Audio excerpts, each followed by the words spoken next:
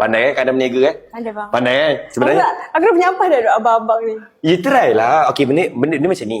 Benda ni kena biasakan diri. Walaupun benda tu kita tak patutnya panggil, tapi sebab orang suka, dia kena try. 1, 2, 3. Contohnya? Panggillah abang.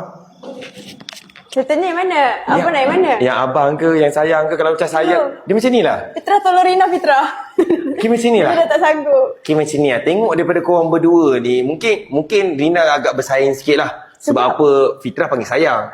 Bila Rina panggil sayang, nampak benda tu sama, betul tak? Betul. Panggil Walik lah. Hari Rina panggil Walik. Walik. Betul boleh?